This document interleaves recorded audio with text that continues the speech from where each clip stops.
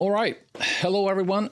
My name is Thomas, and I'm the Community and Content Manager at Beyond Frames Entertainment. At Beyond Frames, we create and publish entertainment, mostly in the shape of VR games. And it just so happens that game developer Moon Mode makes VR games. Therefore, today we're joined by Therése Pirot, game dev, and also known internally as the only artist at Moon Mode. Yes. Hi, Therése. Hello. Hi. So, who's Therése Pirot? Tell us a little bit about yourself. Who am I? I am an artist from Sweden, and I don't even know where to start. I've studied and done art for a very long time, since I was probably like 12, 13, and studied art in high school, and then went on to study game design and game art, and then went on to work in Japan at a studio that also happened to work with VR games and VR roller coasters and other things. And that's kind of when I banana peeled my way into VR, and I have been doing that ever since. How did you end up in Japan? I have my uncle lives in Japan. He's lived in Tokyo for the last is it now? I think it's like almost 30 years. So I have family there. I also had a friend from university who studied. We studied in the same year, and he had a job, or he went to Japan, got a job. He was getting a job in Japan at the studio, and then sadly in Japan you need to have a degree in order to be able to live and work there. If you want a visa, you need to have at least a bachelor's degree. So he came back to Sweden to get that, and then we were in the same year. And then he went back to Japan after finishing it to that company. And I was living in Visby in Sweden at the moment, and it's very expensive to stay during summertime, as some people might know if you come from that. It's very expensive. So generally, like, the students tend to leave during the summer because it's so expensive. And for me, it was as expensive to stay as it was to go to Japan and visit my uncle. A bit sad, isn't it? Yeah, it's a bit sad. So I was like, I'm going to write my thesis and travel in Japan, because why not? So I did that for 3 months, and I ended up like getting an interview and getting hired at that company. So it was just like luck and happenstance kind of, which is really, I always feel sad when people ask me, because there's a lot of people who want to work in Japan, and they ask me like, how did you do it? And it's just like, it's a lot of luck, I think. A lot of work and a lot of luck. Yeah. And there you met Alex at Moon Mode, right? Alex and Chris. Yeah. Yes. Yes. When I first joined, I actually worked with Alex, and we worked in the back room, as it was called, but we were in the back of the back room. So we were like in this little covered area, and it was me and Ben, who we worked together with on Spacefolk City, and Alex. So it's funny that we all came together again now for this project. So we worked on a project there, and then later I joined the project that Chris was on, which was the VR project that I was on. So that is when I met them. And then jumping forward a couple of years, you then founded Moon Mode together, pretty much. Yes. All of you, or yes. three people. Coming from an art background, was it obvious for you to end up in game development, or was it like more coincidental? It was a mix. I was very interested in animation when I was young, and I didn't really think about. I've played a lot of games, but I didn't think about that you could be. Of course, they need art, right? But I didn't think about it at that time. So, but I knew that you could be an animator. So I was mostly focused on animation. But fate did not want me to be an animator. So actually, when I was applying for university, I applied to the animation course twice, and each time it closed down that year. And I was like, like my second choice was games. So I was still like considering it, but I loved, I still do. I love goofy and bendy characters. If you ever ask Alex about my characters. He loves. I make very goofy, weird characters. Hopefully, I can show you some examples at some point. But yeah. So I started studying games, and I was considering like changing over to animation once that um, once it opened up again, but it never did. And I was like, oh, I'm actually really enjoying, especially game design. I did not expect it, but I really enjoyed it. Of course, I enjoyed the art classes too, but especially the design part of it, and like the relationship between the design and the art, and what you can do to uh, enhance the uh, players, like where do they want to go, why do you want them to go over here, or um, the stories you can tell with it. It's just a lot deeper. So like once I started studying design, somehow animation is still like, as in like CG animated movies and whatnot, it's still appealing, but it doesn't have as much depth as games for me. So like I was just like, after I'd seen that world, I was like, I cannot go back. I must tell immersing stories, and games is like it's just a much more exciting medium for that, I think. So It's nice to feel that you sort of ended up in the right place, I yeah, suppose. by accident, you know. Yeah. So you mentioned you played some games before, but didn't really think of it early on as a career choice. So you play games? Any special favorites? uh I a lot. I mean, I'm very, in general, with like music or games or movies, I'm very broad. Like I've always been very broad. I've never been like um I feel like there's some people who really get obsessed by things easily, and I'm not that kind of person, which is sometimes I'm like sad, because I'm like, wow, imagine being just like so obsessed with something and you're like, oh my god, I need to buy everything. But I've never been like that really with anything.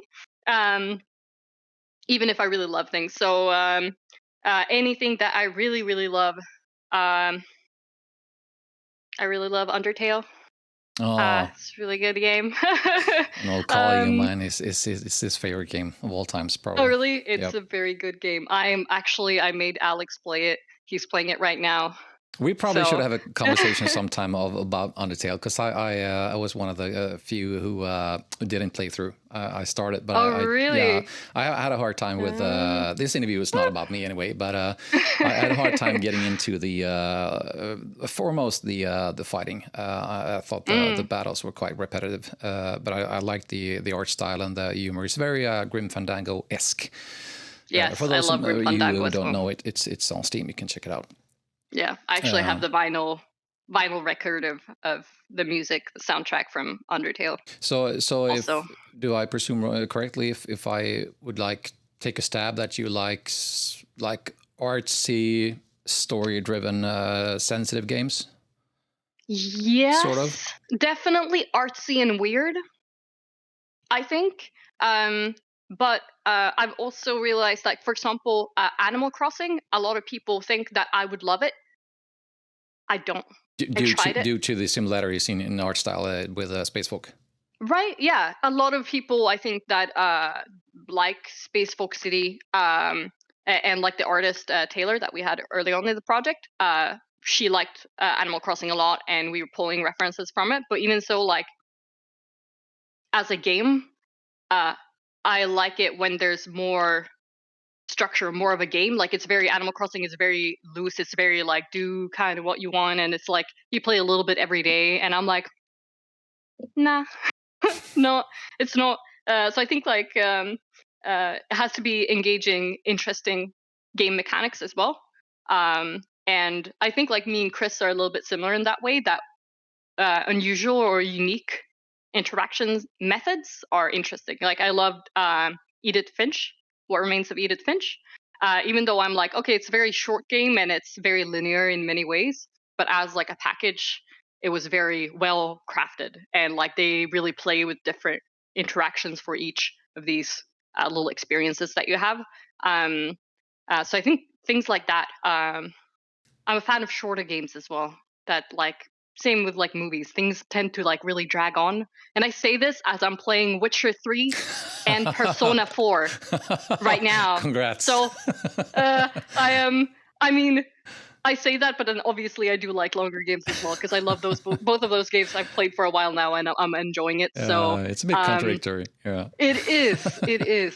Um, I yeah. mean, So many I mean, different games. the thing you have in common is like the depth, and that they're all games that are story driven. Like they really Hmm. have a depth and character to them. So I mean, it's not that far off. I mean, the length obviously, but oh well. Anyway, going back to after coming back from Japan, you founded. When did you found Moon Mode? Co-found. It was should have been like we started early. Was it 2018? But I came back 2019, kind of early in the year there, and joined as an employee. But Alex and Chris started the actual company while I was still in Japan, and I like sorting out all of that stuff because one of the owner of the company in Japan, he's also an owner of the company here in Sweden. So like just the logistics of kind of getting all that to work. So um, And yes. when did you? Spacefolk City is your first full length game. When did you start working on it? Spacefolk City. When did we start it? Should have been. Is it 2019? No, I it was think not. I I think it think it was was. like late 19. I think, I or think I so, think you right? didn't you work on it like a little less than 2 years, 1.5 2 years, Yeah, it's 1.5 years. and it was released So I in think like November uh, 21. It was released. So yeah. So I think we started like we should check with Alex. He is the I'm not good with yeah, dates, we've gotten but it I down think it's quite close anyway. September, October 2019. I think I was back for a bit, and then like while I was working with another Beyond Frame studio for a little bit, we were kind of doing the pitch for it on the side. So like it was I wasn't on it full time until it actually got signed and all that. So. How did the idea come about with Spacefolk, and what were the inspirations behind it? So the idea, we do a lot of just brainstorming and just throwing ideas around in general. So at the time, I did a lot of painting in VR using Quill, which is sadly it's going away now. It's being closed down. Very sad, but and I think it was just um, I just imagined having this amazing city around you. I did a sketch early on that was this. It was just like, oh, actually, I can't show you images, but I'll send it later, and maybe you can put it. We'll show it. We'll show it We in can one show of it, our channels yeah. anyway after. Yeah. Because I don't remember the name of the artist now, but there's this amazing artist who they make little cities out of cardboard boxes. Oh. It's quite famous, and um, I think I saw one of those images as I was kind of, sketching and doing things, and I was just imagining in VR, like, because it's amazing seeing those little cardboard house boxes, and I was like, wow, that would be so cool in VR if you can have that around you. So, Spacebook City was very much from the start just this like idea of being immersed in this game with the city buzzing all around you and little folk ziplining from place to place, and that's kind of where the idea started. So it was very much like an emotion, and yeah, a concept of this surrounding city that it started with. um Were there any, were there, beside the card books and the city influences, were there like any particular games you you drew inspiration from?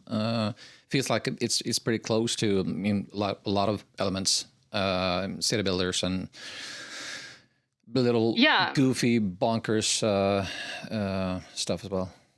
yeah, it's actually we did not pull that much from city builders.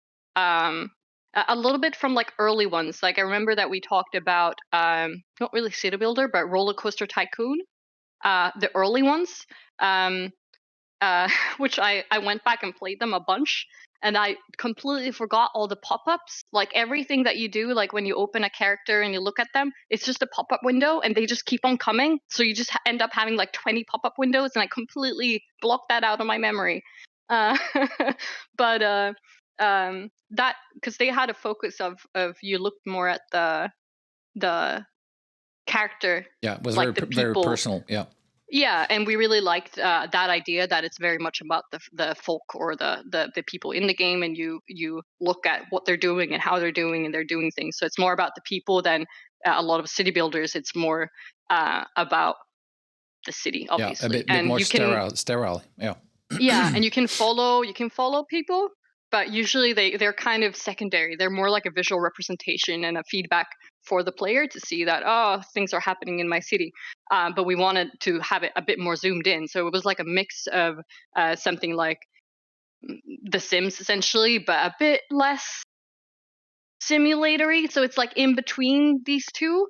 Um, and one of the maybe unexpected references was actually like a lot of Nintendo games, especially like Mario Kart. And it was not a reference as in like we pulled from the racing nature of it, but more like Alex always says, what um, Mario Kart did for racing, we wanted to do in city building. So like Mario Kart is a very very light, easy racing game that like you can give your controller to your mother and your little brother, and they'll kind of get it, and they can play and they can enjoy it, and it's very forgiving in a sense that like even if you're losing, you get a lot of help, and it's balanced in a way that it makes it enjoyable most Yeah, of the and it time.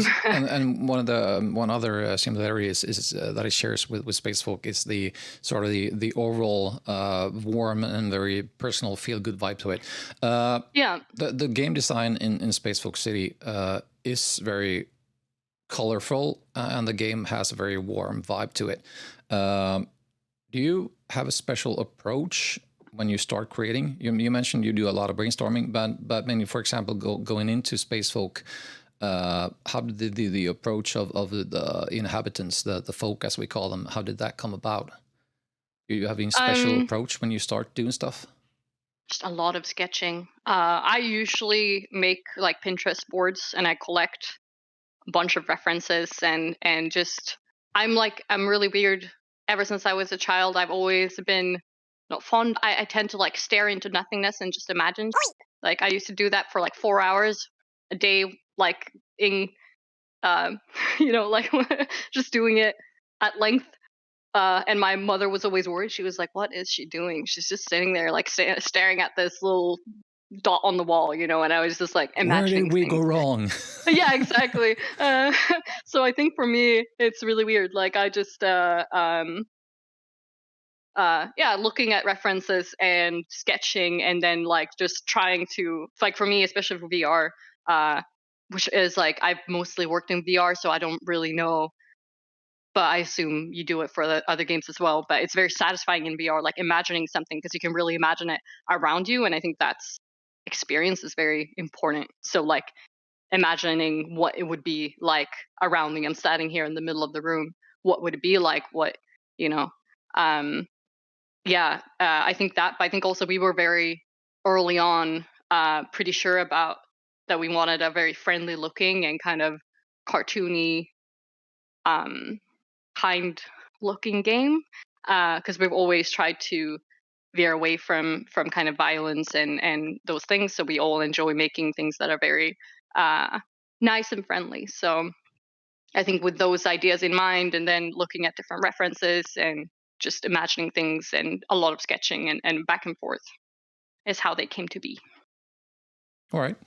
Uh, the Mood Mode team is quite a varied trio with members from Sweden, Australia, Scotland, and you've all lived and worked in different parts of Asia, primarily Japan. The pros with being a diverse team are sort of fairly obvious. Bring your own unique perspectives and experiences.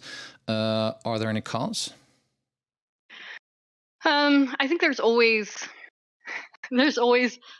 cons when you're more than one person. Even when you're one person, there's it's difficult Come on, throw them under the being. bus. um Not so much. I mean, it's less that we're from different countries. It's more just like we're different people.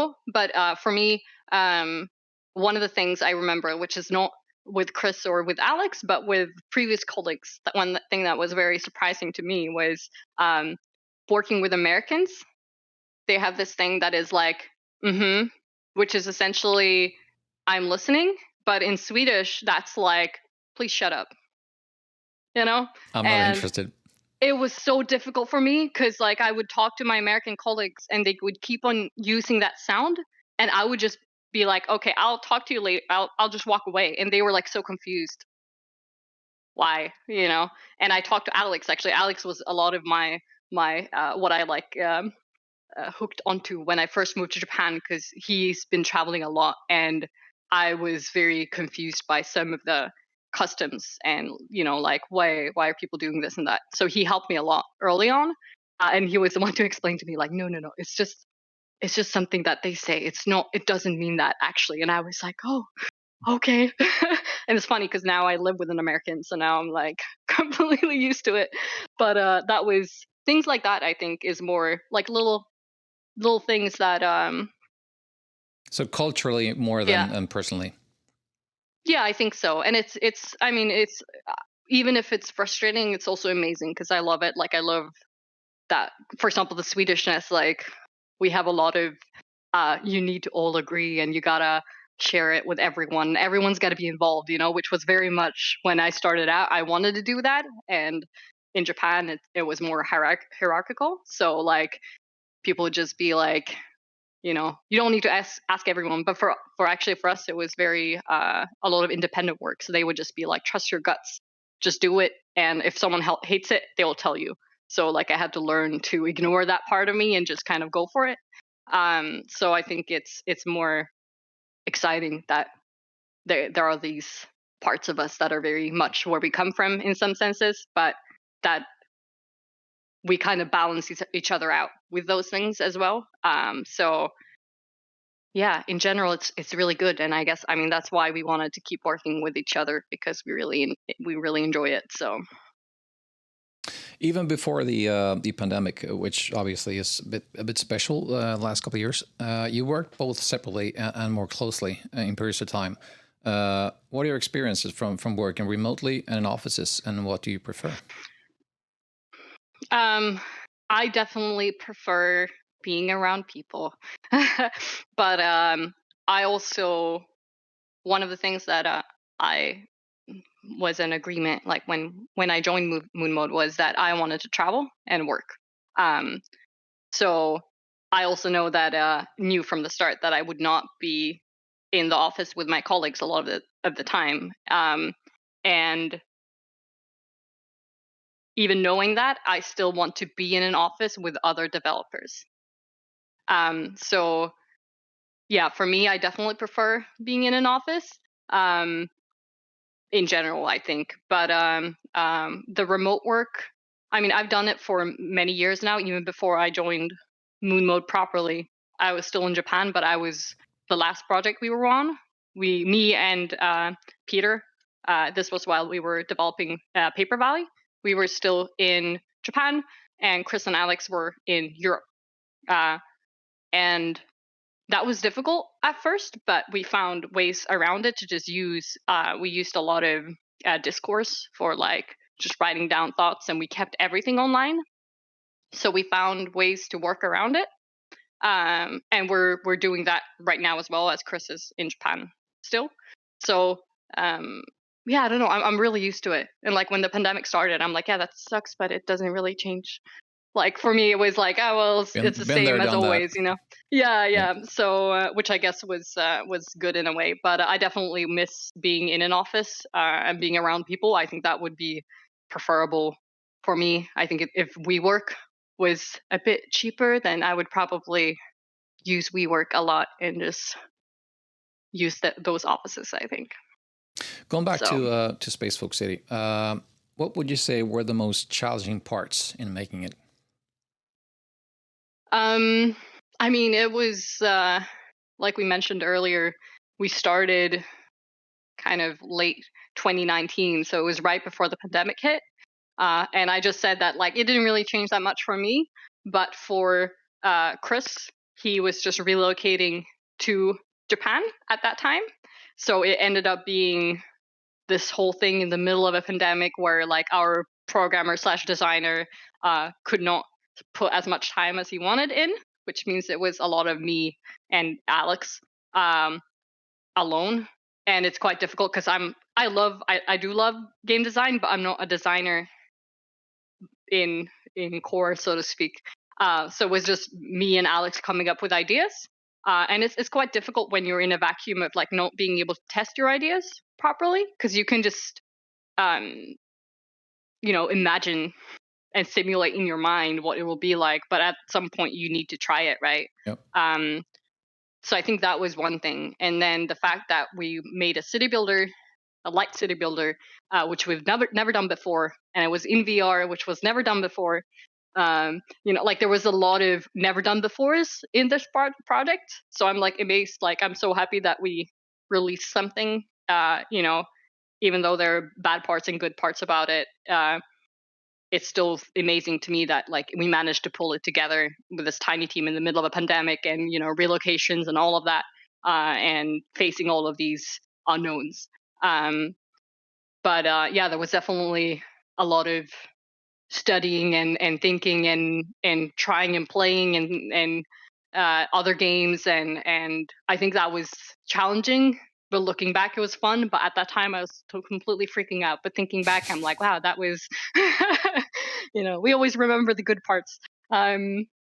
So I think just the fact that it was so many new things at once, that was really challenging, but also cool that we pulled through. Um, the game released, as we said before, in November last year. Have you been surprised by anything after releasing it? I think just the reception, honestly. There's the Discord community that we have are really amazing. People are really, really positive. But I think for me, yeah, we had this idea that we imagined would be amazing, and we decided to make it, and hopefully people would enjoy it. And I think, I don't know, maybe it's I'm the pessimist of the trio. Alex is the optimist. So like for me, I was always like, I'm not making it for recognition. So for me, it was always like it's like a challenge, right? It's like, okay, we have um this, what do you call it, set up right now. Like we have these people in this time in the middle of a pandemic. We have these skills and we have this knowledge and we have this challenge. Like how do we come through it? So for me, it's more of an experiment, and then you see where you come out, and you're like, oh, cool, it ended up like that, because it never ends up being what you expect from the start. It changes as you go, and for me, like that's super exciting. So for me, it was more about seeing where it ended up, and if people enjoy it, that's amazing. It's interesting that if like for me, coming from a gaming and a community background, it's interesting to see that. You could, without sounding negative, say that Spacefolk City has overall quite a casual player base. Is very light and feel Yeah. good and easy to play. But on the other hand, that player base is not that accustomed to like modern platforms like Discord, for example. And yet it's very obvious to see the really hardcore commitment from the fans. Did you expect that? No, I think it's always. I mean, as an artist, I think many artists will recognize that. Like you're rarely very happy with your work, and you see a lot of the faults in it. So, no, I was like really surprised.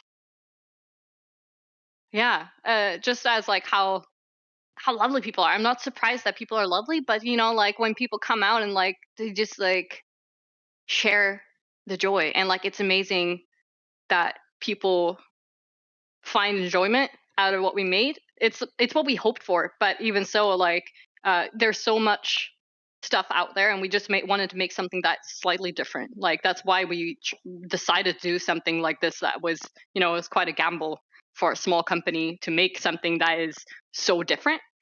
but at the same time we saw this like gap, this hole of like there's no one has made anything like this in on VR headsets, and uh we felt like there was a lack of it, and we thought that people might enjoy something like this. And especially like I tried to show my parents what I've been working on in other VR games like before we started Spacefolk City, which I think was probably like the core, like we talked about before, like why did this idea come into being.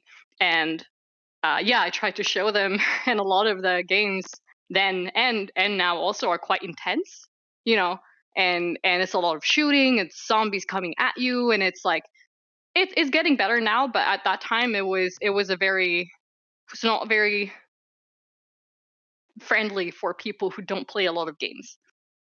So we wanted to make something that those people could enjoy. Like I could put my mother in Spacefolk City, and she wouldn't, fall off her chair and try to crawl into the corner over there, and you know. um, so yeah, I think not surprised, but just like yeah, just Pleased, satisfied, yeah, pleased proud. and very Yeah, happy that happy people is a good are word. enjoying. Yeah, that the people are really enjoying it, and like I think what I mentioned before, that like we actually pulled through and managed to make, because a lot of games are canceled nowadays. Like they're so, to actually release it and to finish it, that's not surprising. Like I wouldn't say surprising, but I'm very pleased that we did, and it's like No, you should be. You should be. yeah, yeah, Folk is the sort of the general, especially internal word for when talking about inhabitants in Spacefolk City. yeah. Who is your favorite? This Stargazer folk, which was the We need to latest show an image card. as well Yeah, somewhere. yeah. Yeah. Um, yeah, I think that's just something that was always. It was early on in the concept art. It was very early on that it was um, imagined and drawn. So it's been there from the start. And I think it's like some of the references that we pulled from, like we had like Hitchhiker's Guide to the Galaxy, kind of that kind of weird, ridiculous humor. Um, and a bit of like, what are they called? The Jetsons. If you know, like that old cartoon, and like it's very this old idea of futuristic buildings and a little bit of that.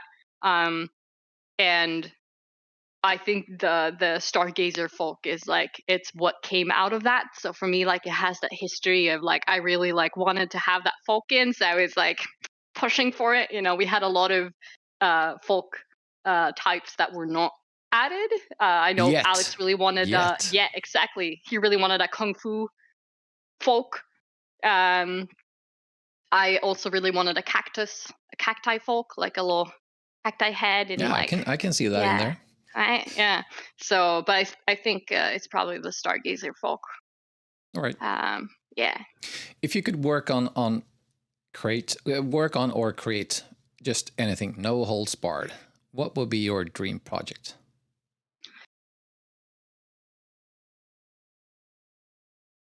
I've for a long time wanted to make an RTS in VR. In VR?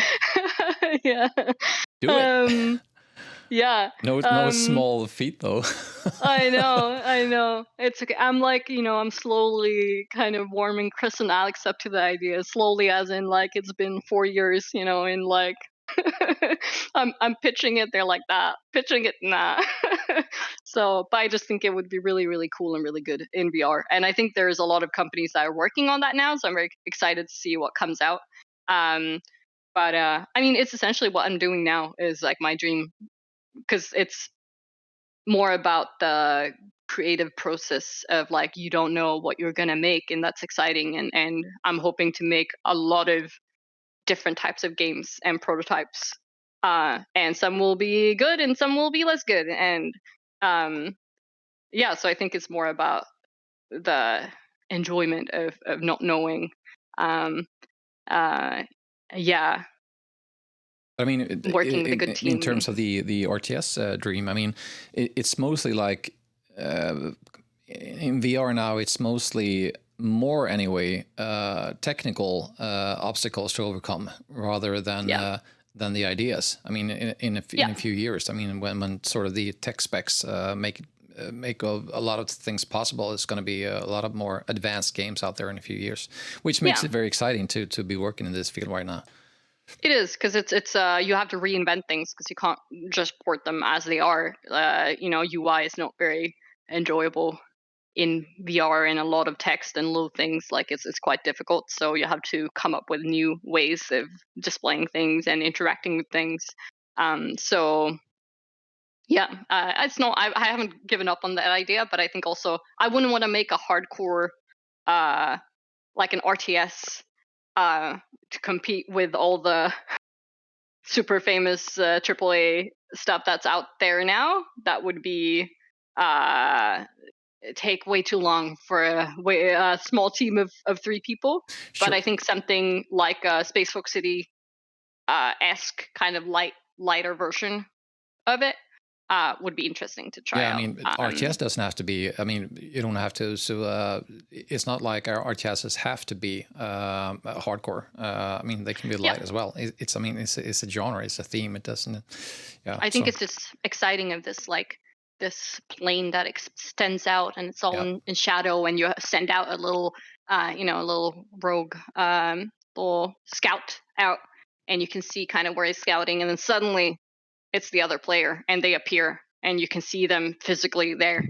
Actually, and then you can actually, as a side note, I remember the Ubisoft released a good game called Ruse about 10 years ago, which is it's a RTS, and if I'm not remember it incorrectly, they had like a 3D thing where you could sort of like pan in and out and rotate, which worked well. I mean, it's I can see that.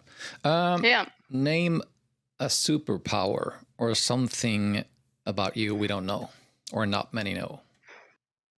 A superpower.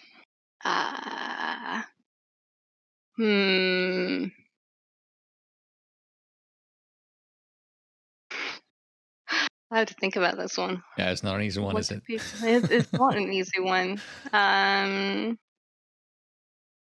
Some cool trivia, something that most people don't know. Did you compete in the Olympics? No, I'm not that super, sadly. I